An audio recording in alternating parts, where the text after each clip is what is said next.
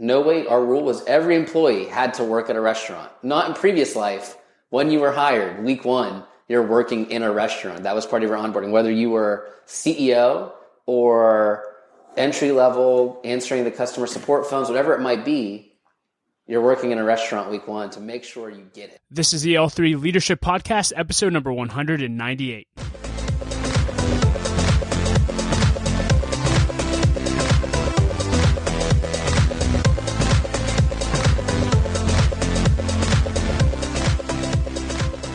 Hey everyone, and welcome to another episode of the L3 Leadership Podcast. My name is Doug Smith, and I am your host. I hope you're doing well.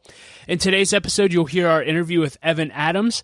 Evan was employee number 2 at a startup company called NoWait, which scaled and got sold to Yelp for $40 million. If you're unfamiliar with NoWait, they created an app that was a waitlisting system for restaurants and allowed guests to add their name ahead of arrival in order to speed up the time that it takes to be sat. Through the app, guests can check their wait times, receive text when their table is ready, and several other features. It's just incredible if you haven't used it. And in the interview, you will hear Evan share the lessons that he learned from being a startup and literally the number 2 employee to scaling the company to getting sold. And he gives a ton of practical advice that will help entrepreneurs scale their companies as well. And so you're going to love this episode. And as always, we also interviewed Evan for the lightning round. And if you want to listen to Evan's lightning round, you can listen to that in episode number 199. As always, I want to thank you for being a listener to the podcast. We appreciate every single one of you, and it would mean the world to me if you would subscribe and leave a rating and review on iTunes or whatever app you use to listen to podcasts. It does help us grow our audience, so thank you in advance for that. And just a few other announcements before we dive into the interview with Evan. I want to encourage each of you to become a member of L3 Leadership. If you've ever wanted to take your life and leadership to the next level, if you've ever desired to be surrounded by a community of leaders that will encourage you, challenge you, hold you accountable to your goals, and help you reach your potential, then you need to become a part of L3 Leadership. When you become a member, you'll have the ability to join our private Facebook group, join or launch one of our mastermind groups. You'll have access to our community of over 135 leaders, and you'll have access to the tools and resources you need to take your life and leadership to the next level. So stop doing life alone as a leader and join our community of leaders and start thriving. To learn more about membership, you can go to l3leadership.org/membership.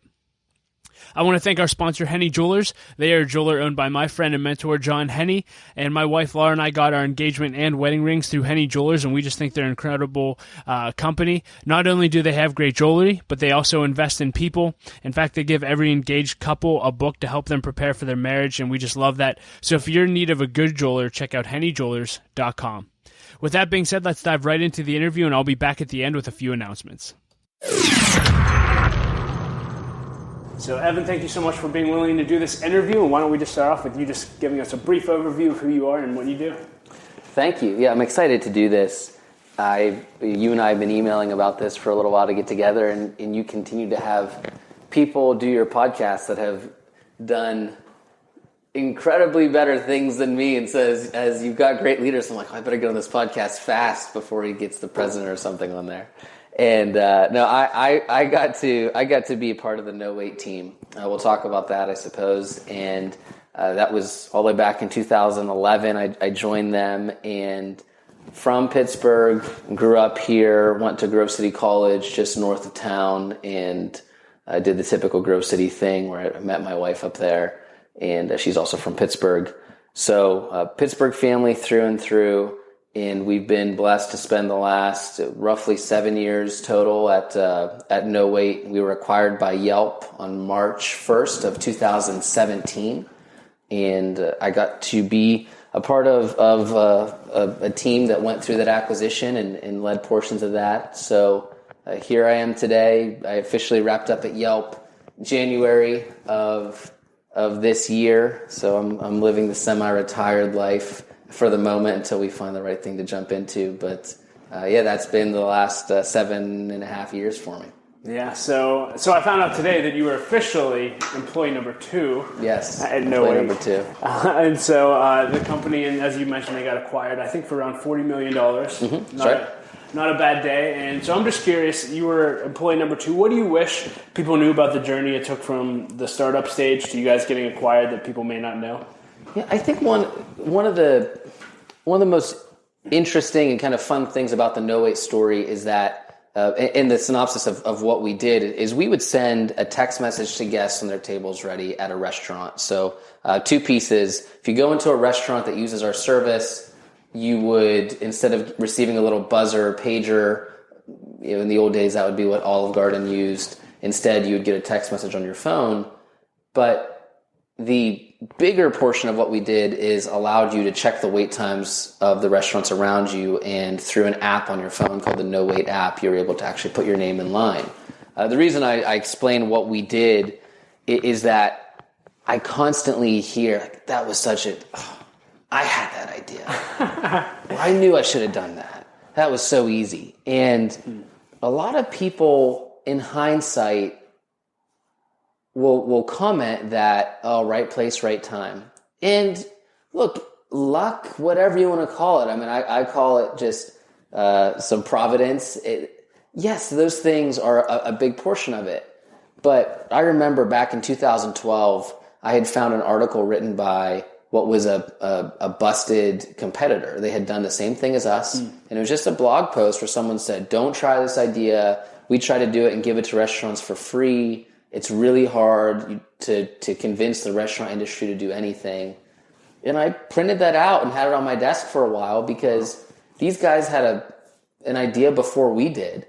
And it was a lot of hard work, a fantastic team, a team of people that were willing to put the project and the goal ahead of themselves that allowed us to be successful. And I think, just on that overall journey question, I hope people understand that it's not just about being at the right place and the right time. That is a factor, yes, but there's a lot of hard work. There's no such thing as an overnight success, I think is the moral of that rant I just went on.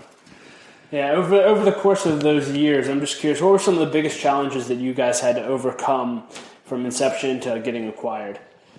Yeah, there are definitely different phases we went through. And the first one, and I'll highlight each of them quickly. The first is getting the right product market fit. The first is, okay, we've got a product that a couple restaurants decided to pay us for, but is this more than a friends and family thing? Are we able to get more than the 5 or 6 restaurants in Pittsburgh to use us?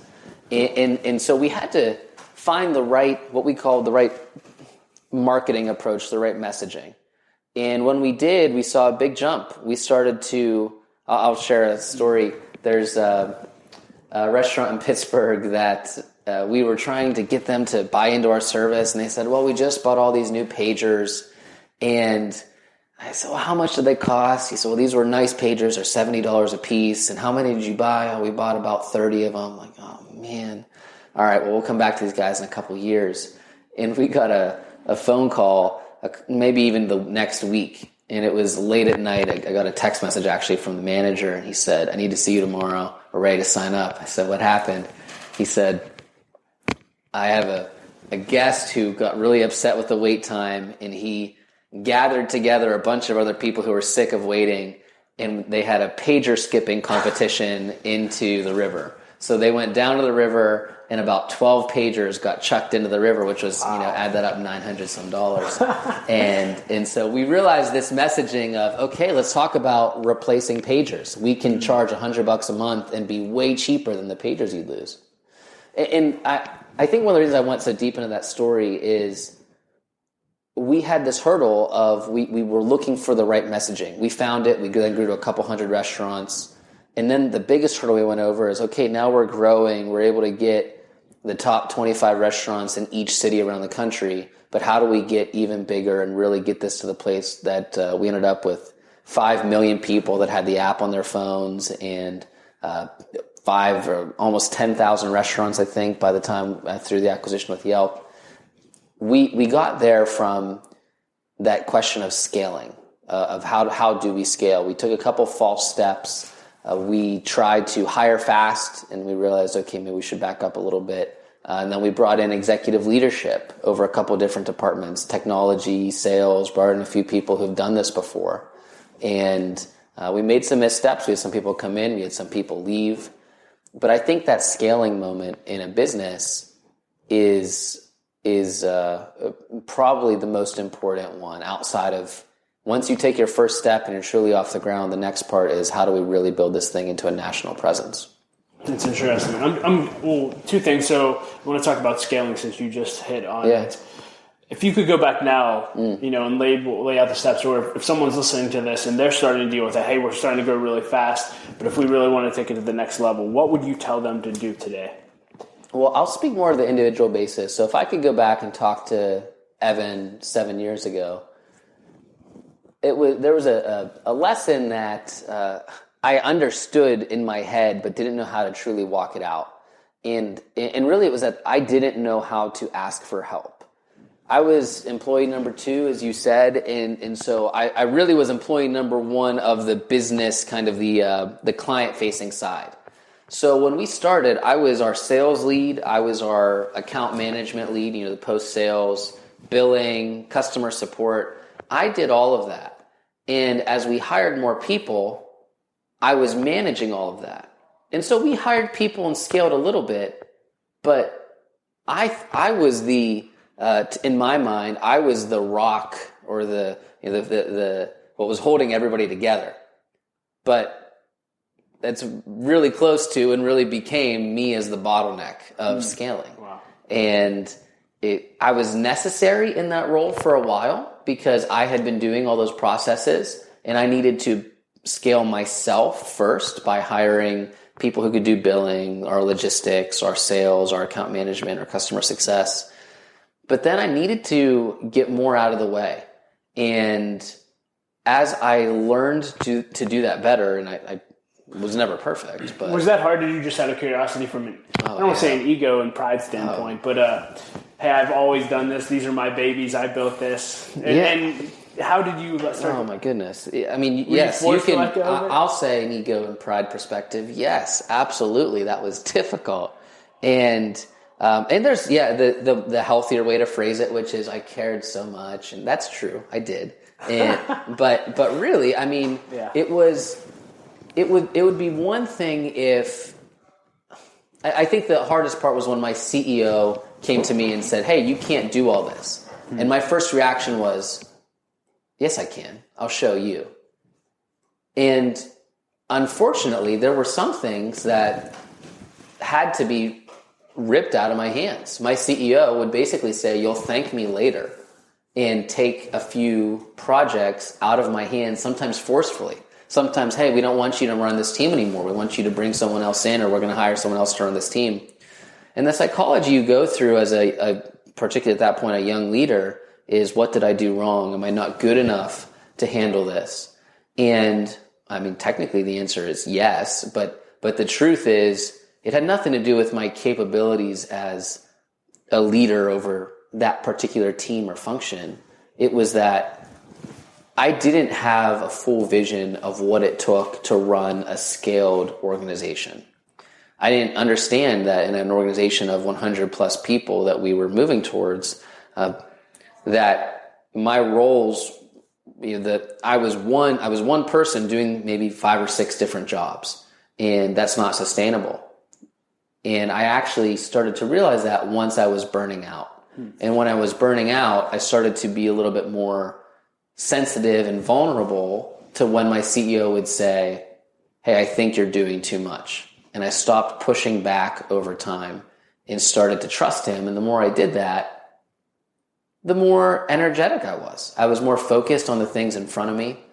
And I've carried that lesson with me through the end of my no-weight career and into some of the recent things I've started to develop, is this concept of creating a margin around what I'm doing so that there can be some flourishing outside of myself and I become less of a bottleneck. So, in summary, whether you're the founder or employee number 1 or number 2, right. If a company or a startup... Sorry about that. Good. If a company or a startup is going to scale, that individual is going to have to let go of a lot of things, a lot of pride, a lot of ego in order to do that, or they're going to get moved out. And I was going to ask this later. I'm just curious, in your experience working in the startup world, have you found that all founders can scale their companies, or the ones that can versus the ones who can't? What characteristics hold people back from scaling? Yeah, experience shows that not all founders can scale their companies. It is, I don't have a percent on it, but I know of experiences that, I'm going to use Know It as an example. For us, our founders could scale, but we needed help. And so we didn't remove any of our founders, but we did bring in a CEO. Our CEO was not originally one of our founders. And so when he came in, what happened was our team, our founding team, they're the ones who they hire the CEO. And so they made a wise decision, which was, okay, we've raised some money. We know where we want to go as an organization. But amongst us as the founders and our leadership team, we're going to be humble, I think is the key word on that. Humble, and there's wisdom in that humility to say that we don't have the experience or the characteristics amongst us to get the no-weight team to where it needs to go. So let's bring in the right additional leadership. And because of that, I can't say it was all peachy keen, right? You're talking about bringing in other leaders, and I think it was all positive tension and good things. Obviously, we had a positive experience, but we had a successful founding team. And while I haven't experienced this, I do know people who have been a little bit more rigid with their control. And if they're not the right leader to scale an organization, if they haven't done that before, they're not willing to bring in the right type of oversight to help them. Unfortunately, I've seen those founders removed entirely from the organization. And it's not like there's a disrespect of what has happened, but it is common that sometimes what gets you here isn't what is going to get you there. Yeah. And when you guys hired a CEO, I'm just curious, what characteristics were in that CEO role? Was it strategic? What did you need at that time to go to the next level? Yeah, no, I did not get to be, it was strictly our founders and our board who brought in that CEO. So I didn't get to be a part of building the hiring spec for that. But I can say from my experience with our CEO who was hired, a big portion of that was a dual language of being able to think strategically on technology, but also think strategically on the business side. While in the startup, a CEO is also mostly tasked with revenue and fund management. So he was very focused on continuing to fundraise for the business, continuing to find the right investors. And that was really, in addition to our clients, we would not have got as far as we did without proper investment with the right investment partners. So it actually makes sense. Our founders were very talented at building No-Wait, what everybody thinks No-Wait is, the product, the app, the experience, the messaging. Our CEO was talented on that as well. But it would make sense that, well, if you're really good at building a product and creating a great idea, it doesn't necessarily mean that you're great at going out and raising money or managing 100 people. And so you look for some of those complementary things in a CEO, and that was the case with ours. Yeah, I want to talk about your role specifically. So you did a little bit of everything, but it sounds like your primary focus was sales. That's right. And just to piggyback on something you said earlier about we had to get our message right, I think that's so interesting and so important to talk about today. If talk to organizations, really any organization out there, how can they get their messaging right? Is it just constant trial and error? Is it hiring an outside team to come in and tell you what your message is? I wish there was a silver bullet on it. There are some great teams out there that have great third-party organizations that can help you figure out your messaging. But my personal favorite is, I can probably make it sound a bit more glorious than constant trial and error. But it generally is that. The way I phrase it is the buzzword is empathy. And for us, actually starting with our founding team, one of our founders started to spend a lot of time in not even our clients yet, in our prospects. So they would go to a restaurant and they would, this was in more of the research phase, they would spend hours at a restaurant just learning. And as the first salesperson, I did the same. I would go to a restaurant, I would sit, I'd have lunch, I'd go into the kitchen, I'd carry my dishes back with me. I'd sit there and I'd just learn about not just, hey, how can I sell you this iPad at your host stand? How can I replace your pagers? The conversation became, tell me about your business. Tell me about what's going on here.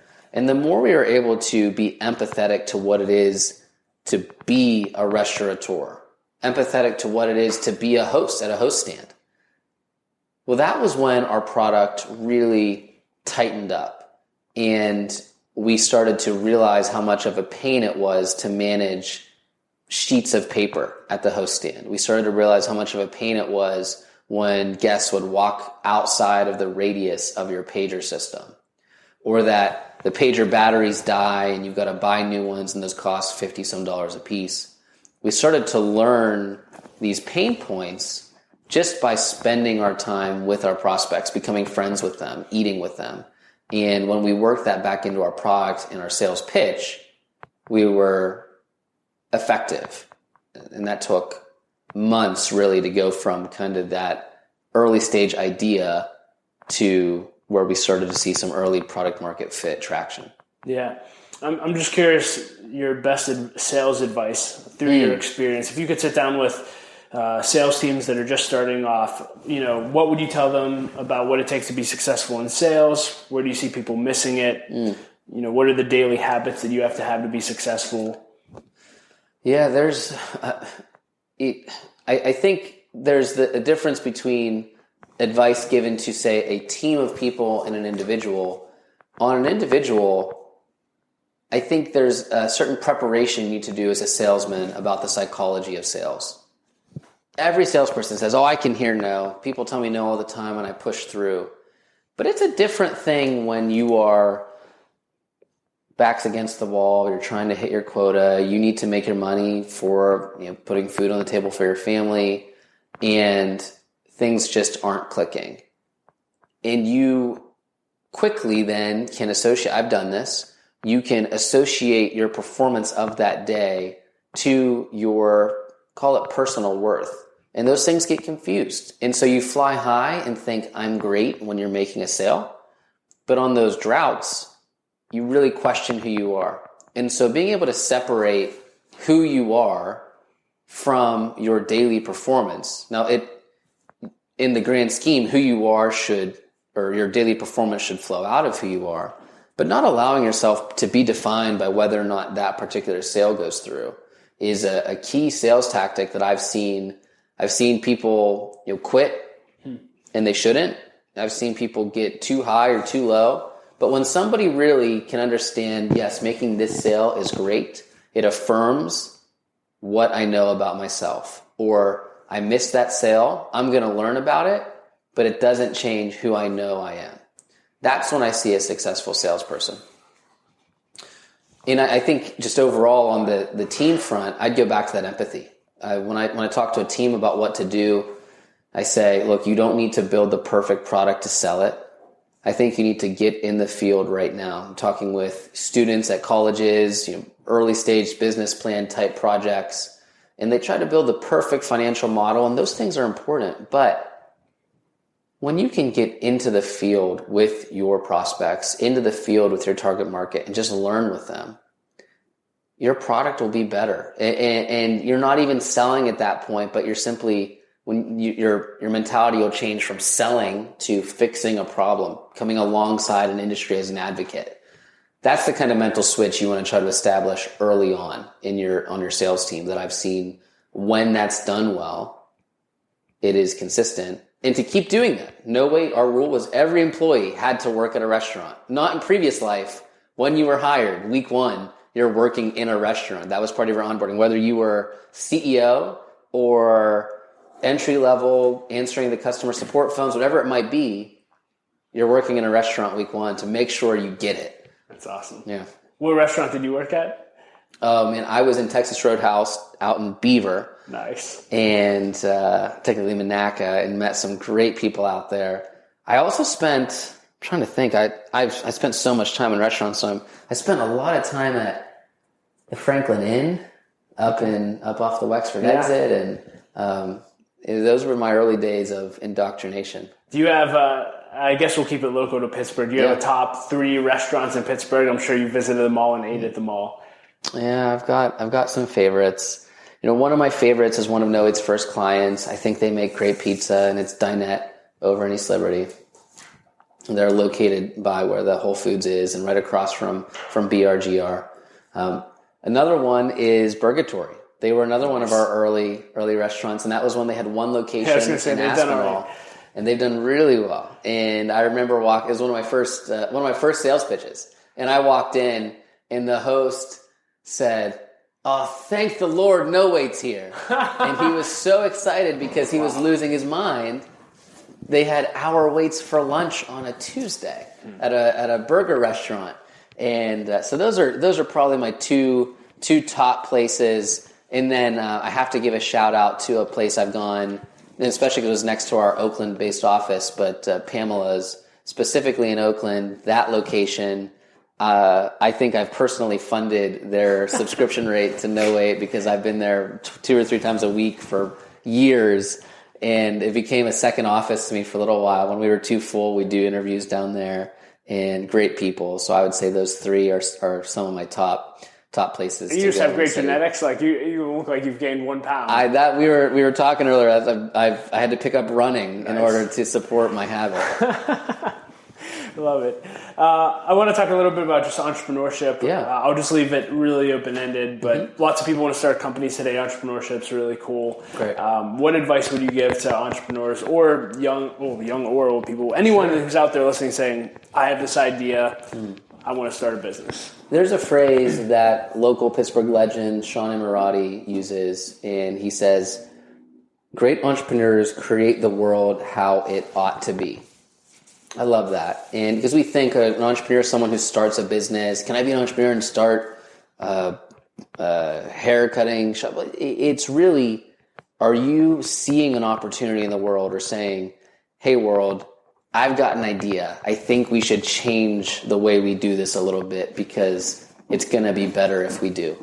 I love that. And so I think as an entrepreneur, you need to separate your desire to be your own boss from the phrase we just used, because being your own boss is great, and certainly there are entrepreneurial things in that, but you need to make sure that your fire is more on that creating the world how it ought to be. I think at a high level, that is the advice that I try to give, regardless of industry, regardless of age. I think that's a checkpoint that entrepreneurs need to hold themselves to. I love that. We were talking earlier. I think that's so important because if they don't have a great why, if their why is just money, if it's just to stay at home, if it's just not to be in an office, they're going to burn out, they're going to phase out and not get anything that they want. That's right. And so you were fortunate enough to work for a company that not only scaled, but did what every scaling company probably wants, is to get acquired or get bought. That's right. And so $40 million, not a bad sale. And so obviously you had to benefit somehow from that financially. Yeah. I'm just curious, throughout this whole process, what have you learned about money in and of itself? Yeah, that's a great question. And,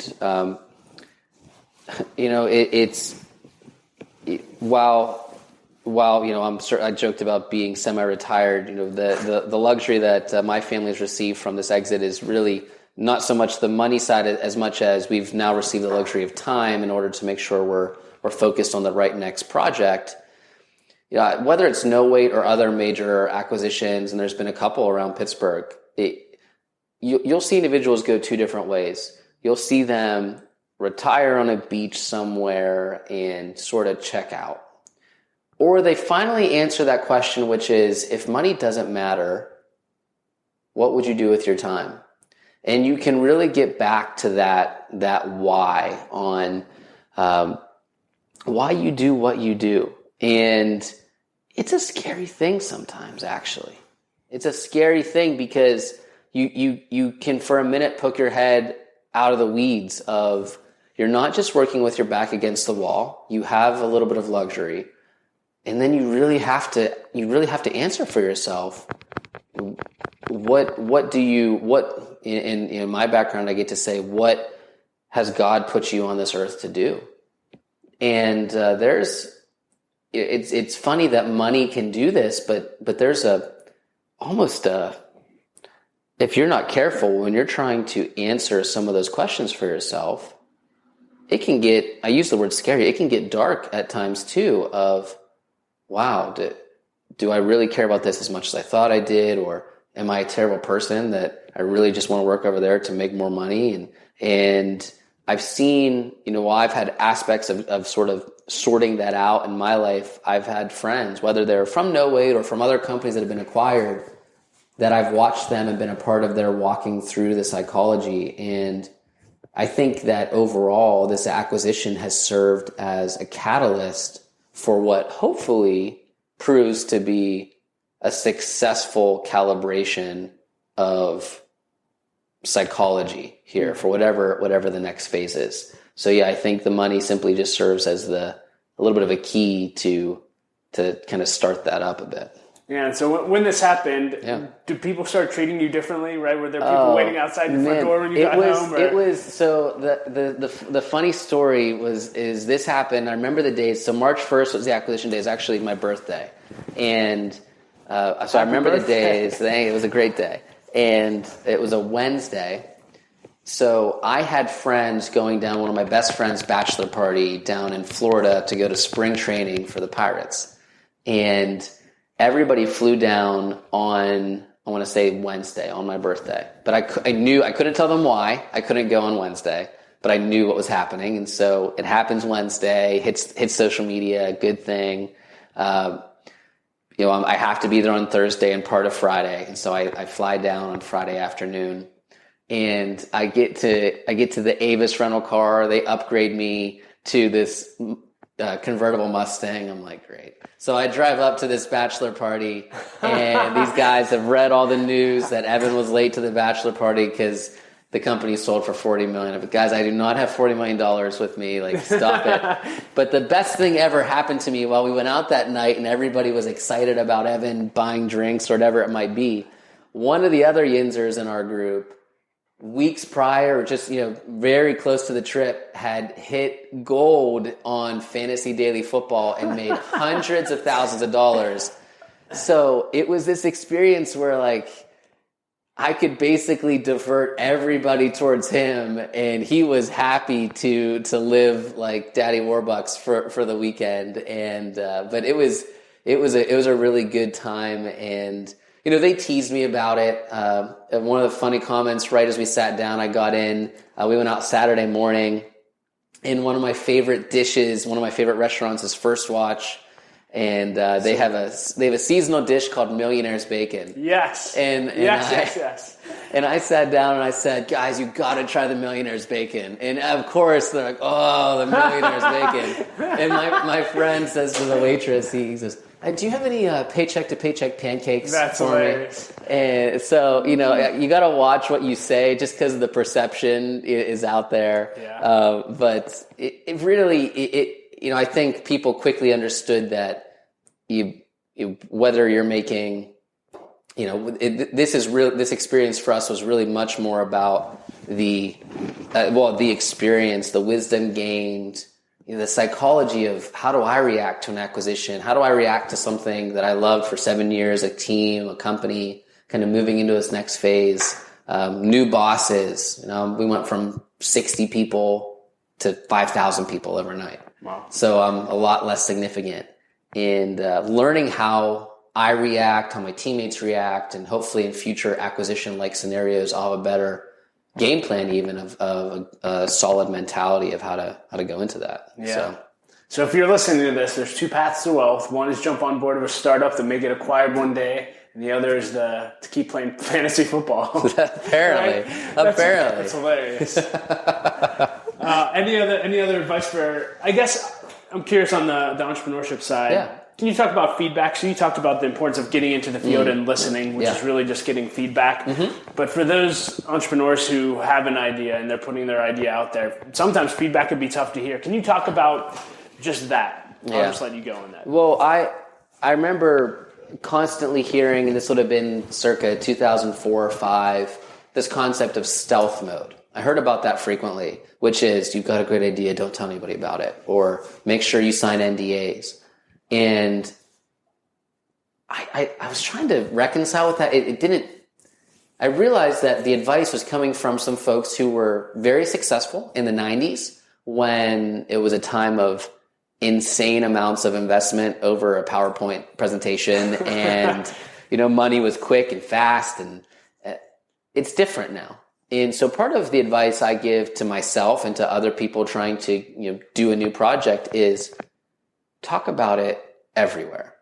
If you've got some trade secrets or a couple angles, I think you'll know what those are. And of course, you don't blast those out on social media. But conceptually, sharing your business idea is a brilliant thing to do.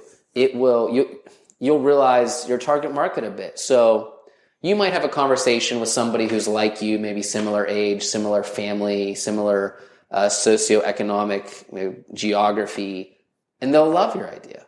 And it feels great. You're the hero of drinks that night because you're the one who's thought of this brilliant thing. Go talk to your parents about it. And you don't even need to ask them for specific feedback. Just tell them about it. Go talk to your friend's little sister about it. Go talk to some of your coworkers about it. Talk to your taxi driver about it. Whoever picks you up at the airport.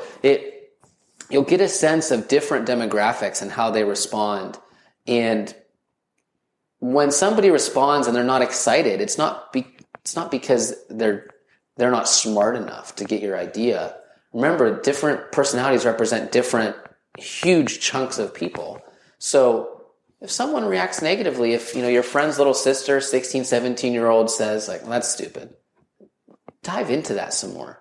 She might be onto something, right? Now, she's only 16, 17 right now, but give her 10 years and her generation is going to be running the world. So, hopefully maybe 20 years from I know that a lot of 16-year-old sisters. So, but, give them some more time and you want to make sure that you're addressing the different things that different generations are looking for. And yes, you can have a target market. You can't please everybody, but it's hard. I mean, it is an embarrassing thing. It's kind of like watching yourself perform on stage or whatever. No one likes to listen to them on the old answering machines. No one wanted to hear their voice. That's not what I sound like.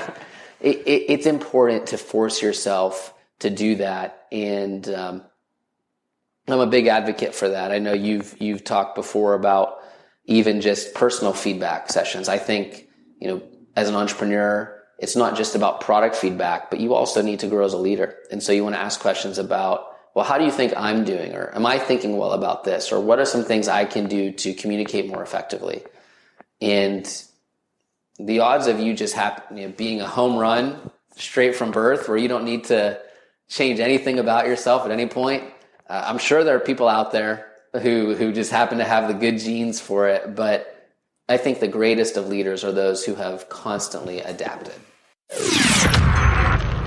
Hey everyone, thank you so much for listening to our interview with Evan. I hope that you enjoyed it. You can find ways to connect with Evan and links to everything that we discussed in the show notes at l3leadership.org/episode 198. As I mentioned earlier, you can also listen to our lightning round interview with Evan in episode 199, so I encourage you to go and check that out as well. And as always, I want to thank our sponsor, Alex Toulandon. Alex is a full-time realtor with Keller Williams Realty, and if you are looking to buy or sell a house in the Pittsburgh market, Alex is your guy. He's a member and a supporter of L3 Leadership, and he would love to have an opportunity to connect with you.